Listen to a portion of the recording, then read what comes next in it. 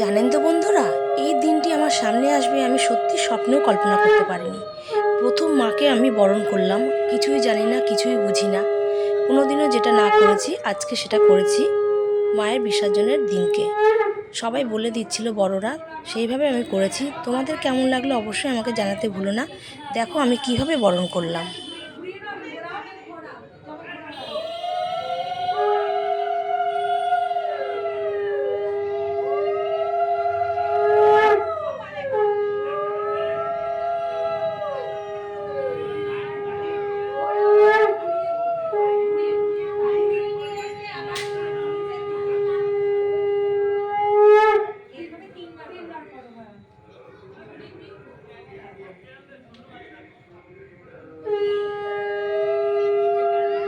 Photo তোলার এই option রয়েছে, এই যে ফটো, এখানে ক্লিক করে ফটো উঠবে।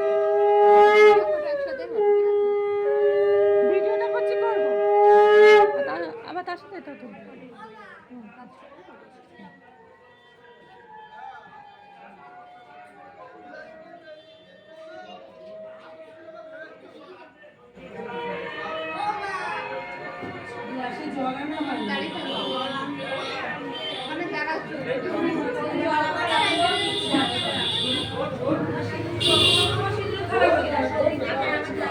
তুই এসে ভিডিও কল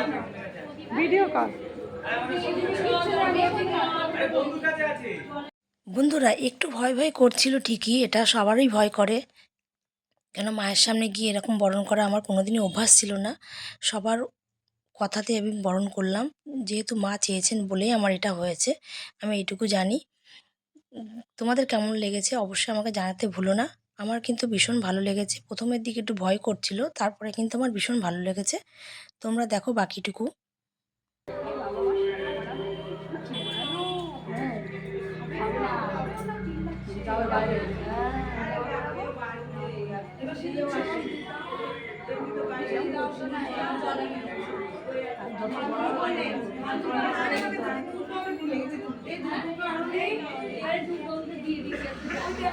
ও আগে বরণ করে নিয়ে তো জানে না তো ওই একটা না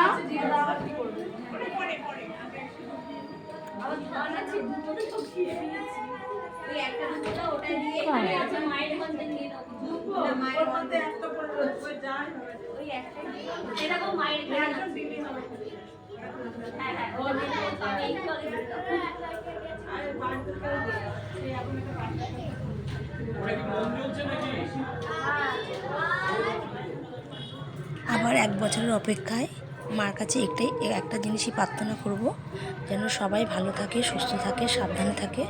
পরের বছর যেন আমরা সবাই এইভাবে আনন্দ করতে পারি। মাকে এবার বিসর্জন দিতে নিয়ে যাবে সবাই মিলে। আমি যেতে পারিনি যেহেতু আমি বরণ করেছি। তারপরে কিন্তু আমাদের একটা নরনারায়ণ সেবা হয়, সেখানে আমরা সবাই একটু খিচুড়ি প্রসাদ খাই। দেখে নাও আমরা সেই আয়োজনটা করেছি। আর তোমাদের সবার কেমন লেগেছে অবশ্যই জানাতে ভুলো না। মায়ের বিসর্জনের পর পাড়া থেকে সবাই একটু খিচুড়ি প্রসাদের আয়োজন করেছে, তাই আমরা সবাই বসে পড়েছি খিচুড়ি প্রসাদ খেতে। আবার কয়েকজনের এখনও নাচা শেষ হয়নি, তারা একটু নাচছে। আর আমরা এদিকে খাওয়া দাওয়া সেরে নিচ্ছি। ভীষণ সুন্দর হয়েছিল খিচুড়িটা, ভীষণ ভালো লেগেছে আমাদের। ভিডিওটা কেমন লাগলো তোমাদের জানিও।